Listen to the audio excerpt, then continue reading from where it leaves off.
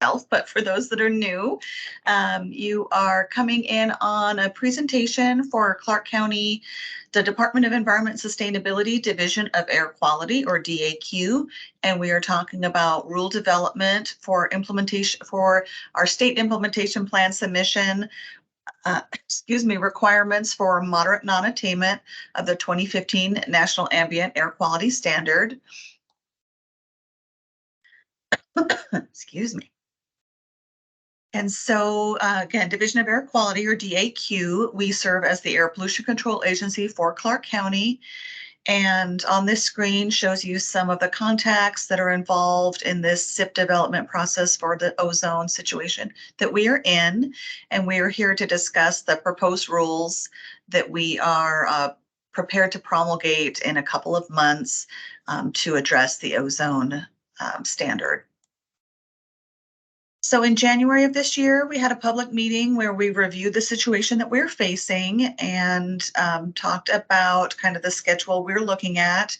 I really talked more in depth about what we're facing and what we're required to do under this new attainment situation or non-attainment situation. And I'm not going to go into that level of detail on these presentations, but I do encourage you to go watch the full presentation if you're interested in more background information. These presentations are being recorded as well and will be available for review and for sharing. So for the Las Vegas Valley, we were in marginal non-attainment when the ozone standard was at 0.075 parts per million. Once it was lowered to 0.070 parts per million, we have been redesignated into moderate non-attainment, and that is for the Las Vegas Valley or hydrographic area 212 or HA212, you'll hear us refer to. I also do want to point out that the EPA is reviewing the ozone standard and it could be lowered again, in which case, if we have not achieved attainment, we could be bumped up again into a more, what would be then serious non-attainment for ozone. So under this new moderate non-attainment situation, we must establish emission control requirements in a state implementation plan. We are required to evaluate any reasonably available control technology or RACT requirements on area sources, as well as look to provide a 15% rate of progress, requiring a reduction of volatile organic compounds, independent of any reductions necessary to achieve attainment. And we are also required to come up with any contingency measures that would be triggered if we do not reach attainment by August of 2024. This table just shows you the rules that we are considering for those different areas. So this table shows the statutory timelines we're working under. Again, we received the formal notification that we were bumped up to moderate classification on the 5th of January of this year with a retroactive submission deadline for our state implementation plan of the 1st of January. And yes, EPA Region 9 is aware that the submission deadline is in the past and therefore unrealistic, and they are working with us closely and appreciate the good faith progress that we are showing to get these documents in place and adopt the regulations and emission reductions necessary to achieve attainment. Because of this retroactive deadline and super tight deadline and crazy timelines that we're working under, we are in need of getting these controls in place as soon as possible. That is why we're pushing so hard this spring for these rules. And if we don't get them in place and get into attainment in time, there is the potential that EPA could start the sanctions clock, which could lead to a loss of our federal highway funds in the state or for Clark County, and other penalties, as well as allowing EPA to impose a federal implementation plan to implement control requirements.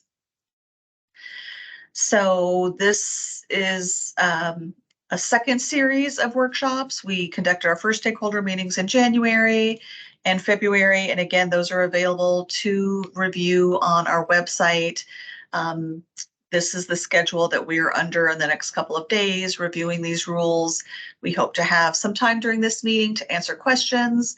We ask you hold your questions till the end or write them in the chat as you think of them. And if we don't have a chance to answer everyone's questions, we will get back to you individually or as a group, depending on the level of complexity of the question. With that, we're going to be talking about industrial cleaning solvents, and it will be Lynn Hutchinson again. So I will turn it over to Lynn. All righty.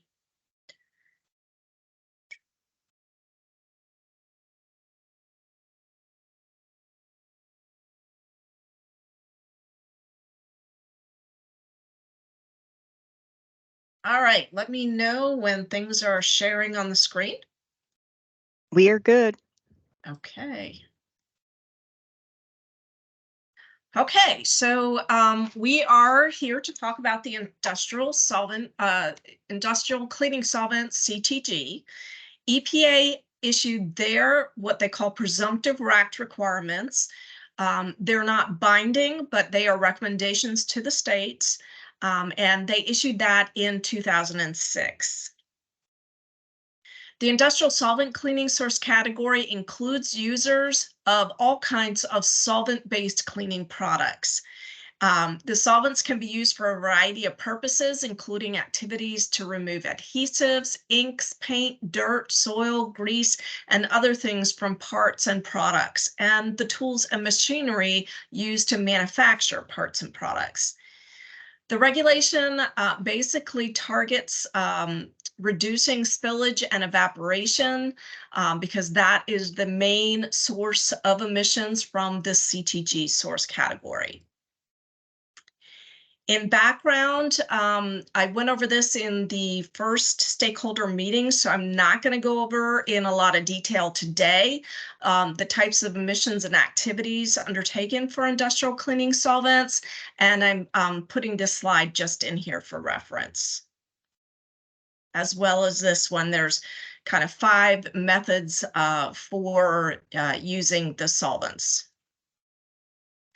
So before we get into talking about the CTG RACT requirements that DAQ would establish, I wanted to note that there is a rule that applies on the federal level because it was approved years ago by EPA into the Nevada State Implementation Plan, and it applies to all of Clark County as a matter of federal law, and that is Formal Rule 60.1.1, and I've included a copy of the requirements from that rule. So this rule currently applies at the federal level countywide.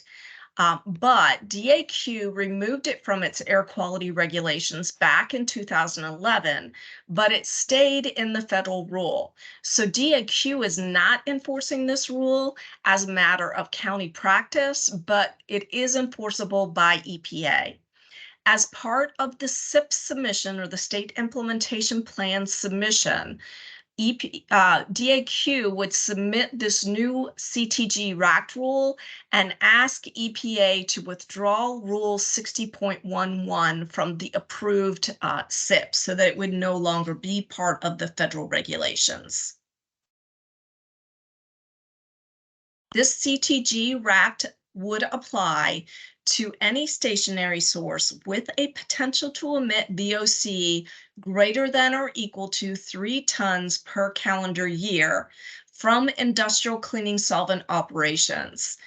Now, if you have other things going on at your site, you manufacture earplugs or something to that effect, and you've got emissions from those operations, that does not count towards the 3 ton per year threshold. We are only looking at the emissions from actual industrial solvent cleaning operations. Those operations also need to be located in an area that the US EPA has designated as non-attainment and classified as moderate or higher.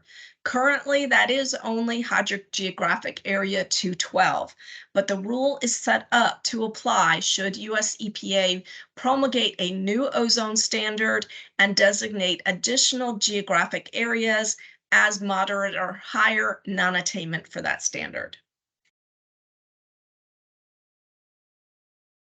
The rule does provide a number of exemptions for certain activities. Some exemptions in the rule are full exemptions, meaning you don't have to comply with anything under the standard, and others are partial exemptions. The list you see on this page includes activities that are fully exempt from any obligations under the rule.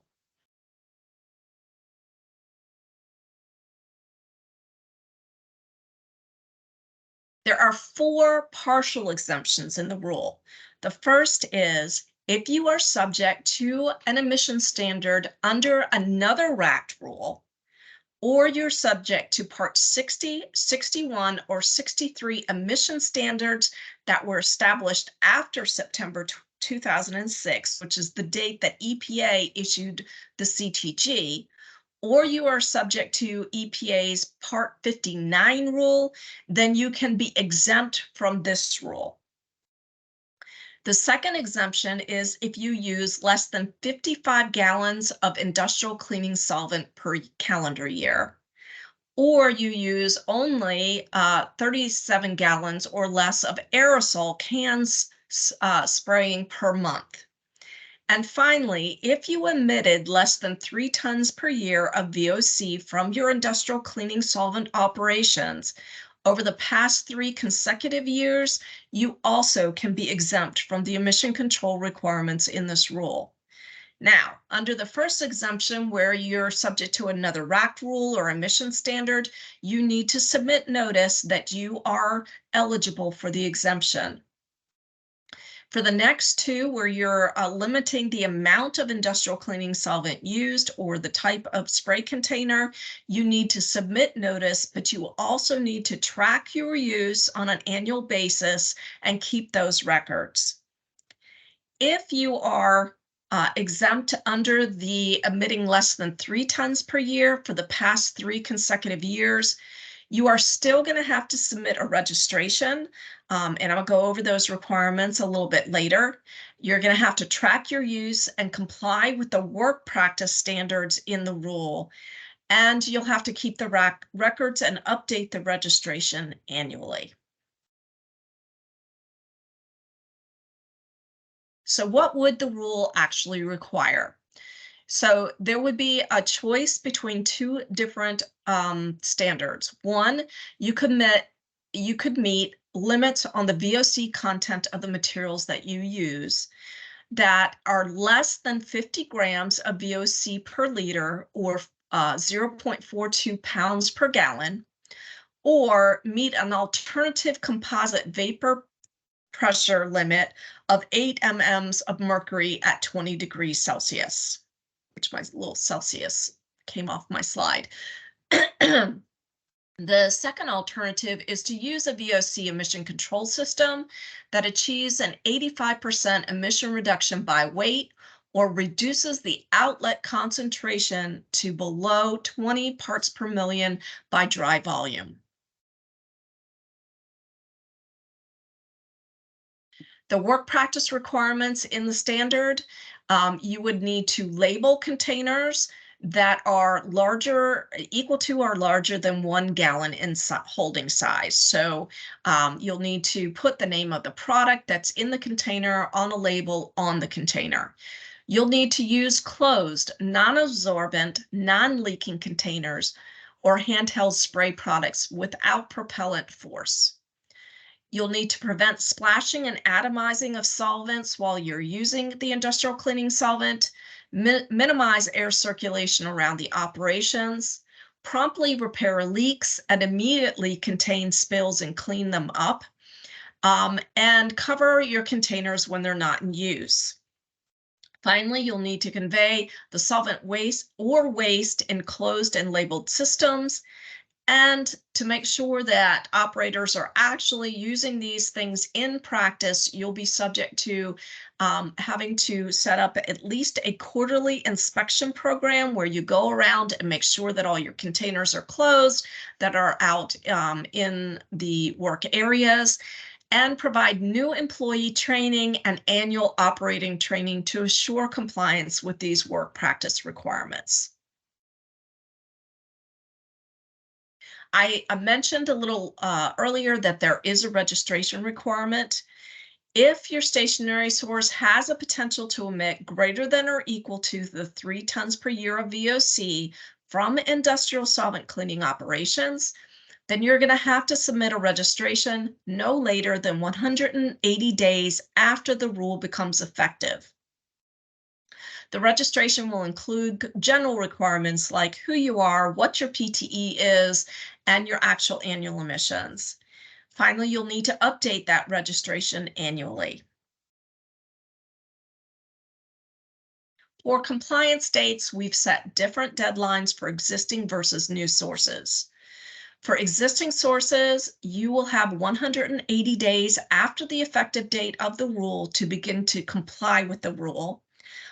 In the unusual situation that you actually started construction before the rule goes into effect, but you haven't started operations, you'll only need to comply when you begin normal operations.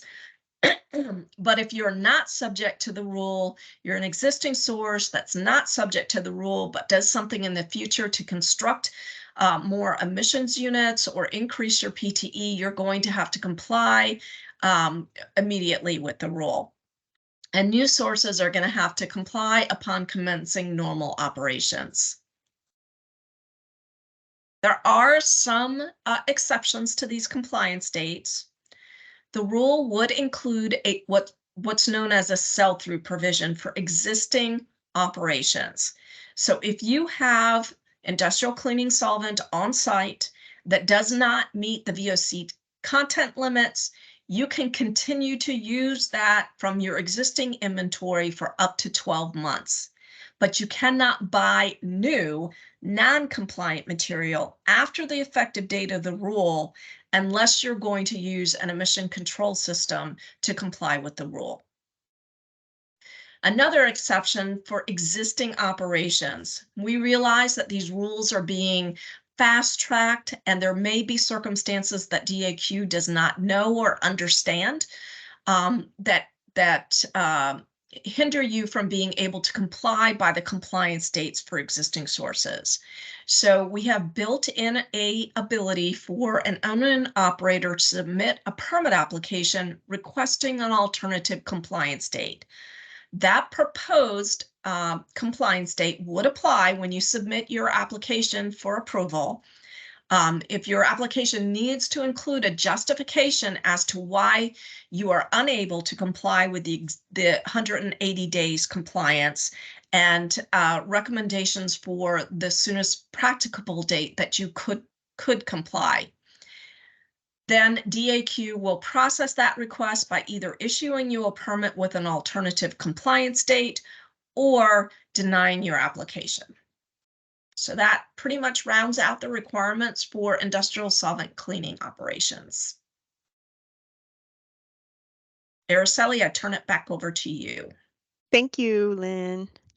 And with that, we'll take any questions. Feel free to raise your hand or post them in the chat box. If you raise your hand, I'll go ahead and enable your microphone so that you can go ahead and ask your question directly.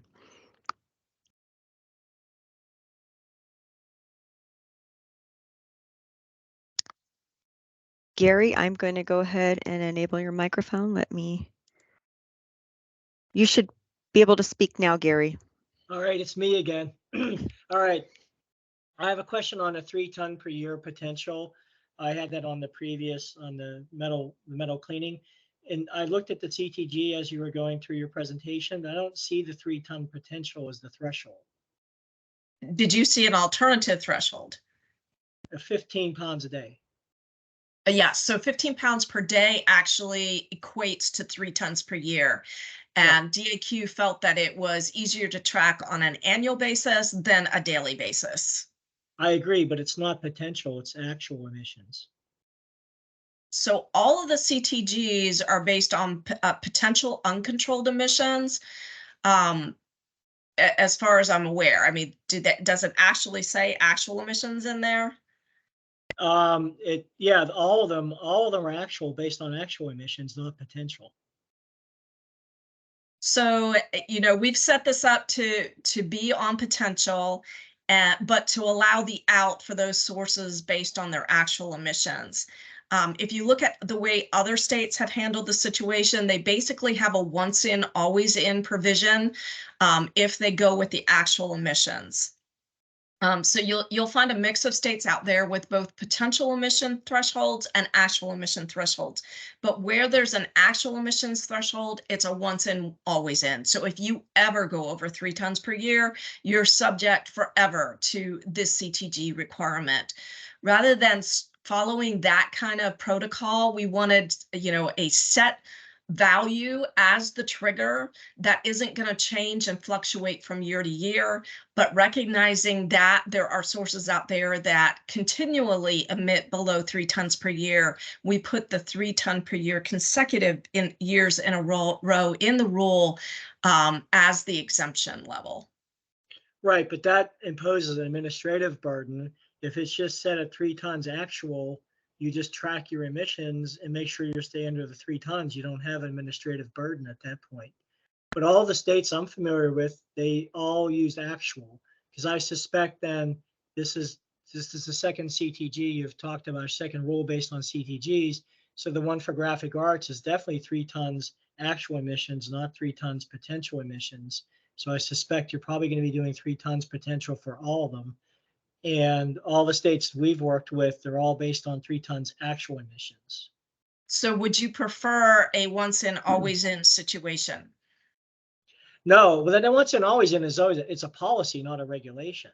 So, right. No, I'm just saying the states that I looked at that went on actuals instead of potentials did have that once in, always in situation. And so as we talked about it and we thought, what's worse, a once in, always situation or an out from the emission control requirements, but having to basically show that you maintain your emissions below the trigger level.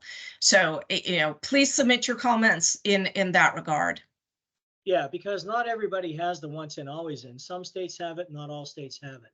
But it's just a policy from EPA. It's not a regulation. And of course, you're aware that they took the once and always in away from the MAAQS standard. So correct. Right. So although yeah, there is a proposal in the works to put it back into place. So that was another reason why, DAQ didn't want to mess with a once and always in provision. So one administration they're in, another administration they're out. So, we felt that this created the most amount of stability in the rule. But you're right, it comes with associated burden to prove that you don't have emissions above those levels. And perhaps, the industry would rather an alternative system, and we welcome those comments. Okay, great.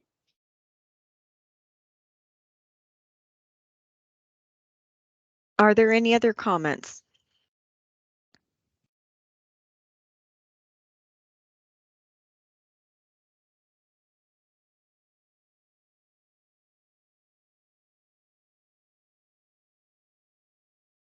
I'm not seeing anything, so I'm going to go ahead and share my slides and talk about the rulemaking timeline and next steps.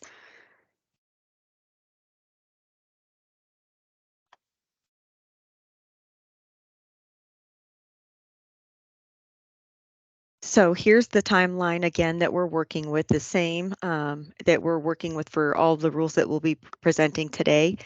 Today is the workshop day. We would start public comment on September 3rd through October 3rd, and then we would present the rule to the BCC on November 21st for adoption, and the rule would become effective 2 weeks later on December 5th. The compliance dates that Lynn talked about are based on the rule effective date, and you can view the rule for more details on that. And the next steps are we will consider all comments that we receive today and any additional written comments we receive by July 27th. You can send these comments to me and I will go ahead and share them with the project team. This is your opportunity to help us get this rule right, and we would welcome and encourage you to submit those comments. Again, the proposed rule will be released for 30-day public comment followed by final adoption. And then those who have registered for our mailing list will receive updates on the development of these rules as well as our attainment plan. And here is a link. I'm sharing a link to for everybody to register for that mailing list if you have not already done so. And then you can also follow the developments of our attainment SIP on our ozone webpage at the link provided. And I'll put those in the chat box. And also you can view the proposed rules on that webpage as well. And then here are the contacts for this rule making and ozone effort. I am the lead on the project for rulemaking and attainment, and Zhang Li is leading the modeling effort. And you can reach us via email. We just want to say in closing that we're going to continue to engage both industry and public stakeholders in the development of our attainment SIP and our rulemakings that are associated with it. And again, if you wish to receive notices on the plan developments and have not already signed up for our distribution list, please email me and you will be added to it, or use the link that I will be posting in the chat box.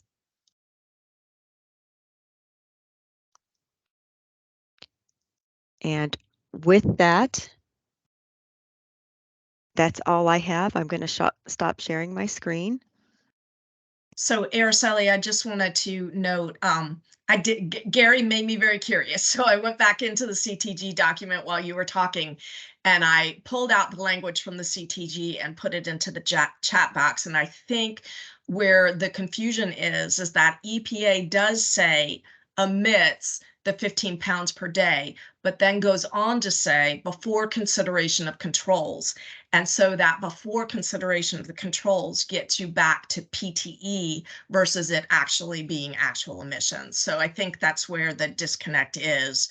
But I agree that there are other states out there that have based their applicability on actual emissions rather than this potential to emit that's in EPA's presumptive RACT.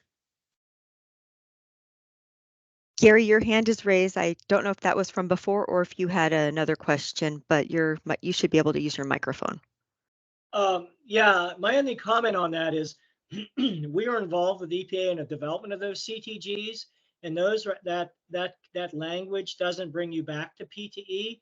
It's just uncontrolled actual emissions. So they wanted the threshold to be before the application of controls. Okay, so it doesn't necessarily bring you back to, that's why the other states have used the word actual emissions, because that doesn't bring you back to potential. That's just before the consideration of control. So for example, in some printing operations, there's add-on controls that are used. So the threshold for applicability wouldn't be after control, it would be before control. Okay. If that makes sense. It does. So it's basically allowing you to take your actual use at an uncontrolled rate. Correct. And they wanted that to be the trigger for the applicability.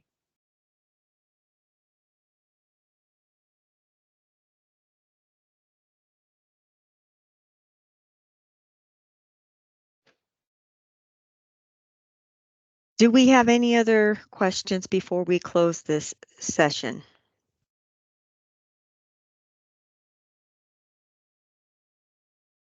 Is my hand still raised? All right, let me take it down. No, it's not. Oh, yeah, no, you're good. Thank you. Thank you for your participation, Gary, and your helpful feedback.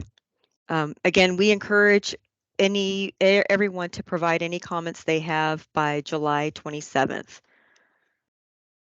And with that, I'm going to go ahead and close this session. And for those of you, some of you have signed up for several of our sessions. The next one will begin at 10:05. So we have a little bit of a break, and that will be discussing the industrial adhesives rule. Thank you, everyone. And then for those of you who have signed up for that session, we'll see you in 20 minutes.